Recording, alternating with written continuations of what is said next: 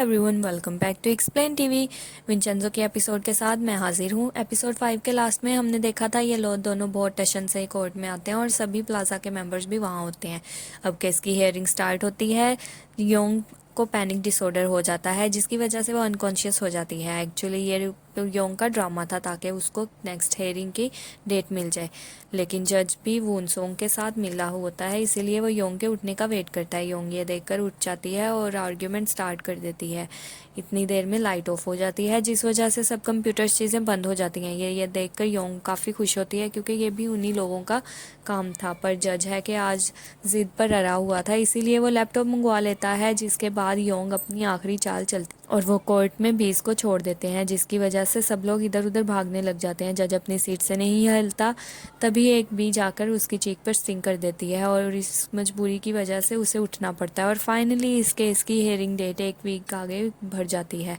यह देखकर विंचेंजो और उसकी टीम बहुत खुश होते हैं। फिर असिस्टेंट योंग को विंचेंजो को बताता है कि होंग जो लेडी का केस लड़ रहा था, ग्योंगजा को जेल हो गई थी और वो केस हार गए थे, और वो हर मंथ के लास्ट पे वो उससे मिलने जाता था क्योंकि उस लेडी का कोई नहीं था। ये सारी बातें विंचेंजो को ऑलरेडी पता थी, इसीलिए वो ग्योंगजा से मिलने जाता है और उसको कहता है कि अब उससे मिलने कोई नहीं आया करेगा, और उससे ये भी पूछता है कि उसका कोई बच्चा नहीं है, जिस पर वो कहती है कि इस दुनिया में उसका कोई नहीं है।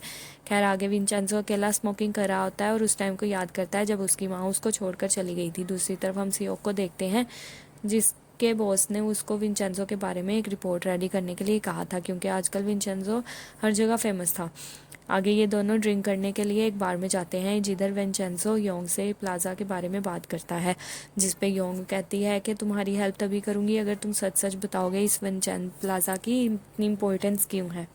जिस पे विंचेंजो से बता देता है कि इस प्लाजा के नीचे 1.5 टन गोल्ड बरी है, लेकिन ये सुनते ही योंग हंसने लग जाती है क्योंकि उसको ये सब मजाक लगता है, उसकी बात पे यकीन नहीं करती। खैर आगे विंचेंजो बेसमेंट की इलेक्ट्रिसिटी चेक करने के लिए टेंपल में जाता है। सियोक उसे देखता है और उसे फॉलो करता है। विंचेंजो टेंपल में एक इक्विपमेंट से इलेक्ट्रिसिटी चेक कर रहा होता है और वो इस पोजीशन में बैठा होता है कि सियोक को देख के लगता है कि विंचेंजो प्रेयर कर रहा है। आगे प्लाजा के सभी लोग खाना खा रहे होते हैं तो वहाँ पर एक गिलबर्ट नाम का एक पर्सन आ जाता है और वो उन सबको बिल्डिंग के नीचे काफ़ी सारा सोने के बारे में बताता है, और साथ ही साथ ये भी बताता है कि गोल्ड ओनर ने प्लाजा बनने के बाद सभी वर्कर्स को मार दिया था ताकि ये राज राज रह सके। जिसके बाद विंचेंजो और योंग उन सब विक्टिम्स को अगली हेयरिंग में टेस्टिफाई करने के लिए रेडी करते हैं।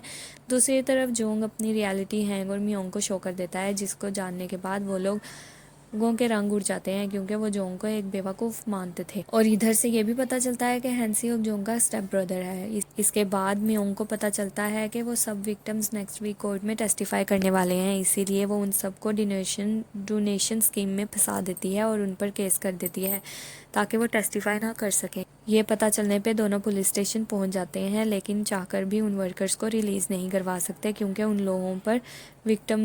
उन विक्टिम्स के खिलाफ काफ़ी झूठे एविडेंस रेडी हो चुके थे।